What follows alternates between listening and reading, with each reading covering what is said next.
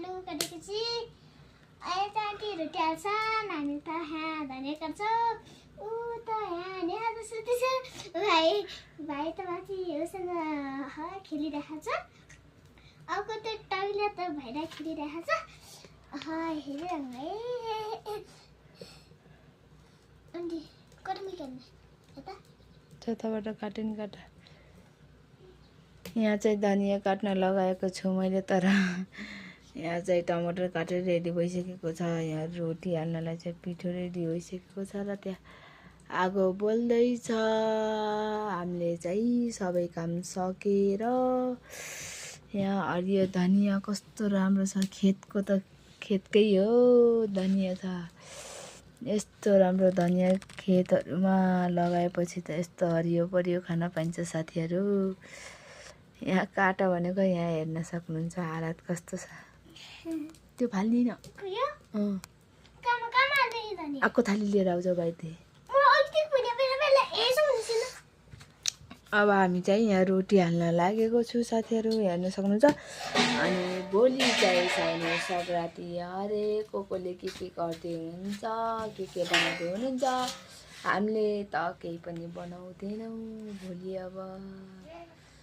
हामी त यस्तै हो म चाहिँ अहिले फाइनली हेर्न सक्नुहुन्छ रोटी लिएर चाहिँ पुऱ्याउन जाँदैछु यहाँ बाटोमा हिँड्दैछु साथीहरू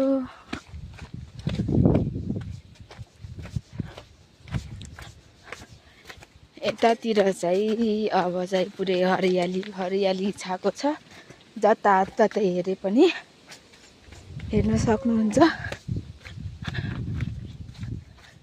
हेर्नुहोस् यहाँ चुल्ली छ यतातिर चाहिँ धेरै नै फलहरू लागिसकेको छ एक दुई फलहरू चाहिँ पाक्न स्टार्ट भइसकेको छ अरू चाहिँ पाकेको छैन खुर्पानी पनि पाकिसकेको छ यतातिर अरू चाहिँ हेर्नुहोस् यो पनि खान्छन् अरे यो के हो कसैलाई थाहा छ भने भन्नु होला यसको रुख चाहिँ यस्तो हुन्छ पुरै यहाँ झाडी चाहिँ फैलिएछ यसको रुख झाडी चाहिँ हुन्छ अनि त्यहाँ चाहिँ यति ठुलो ढुङ्गा छ कि हेर्न सक्नुहुन्छ यो ढुङ्गा कति ठुलो छ भन्दा यस्तो छ बाटोको हालत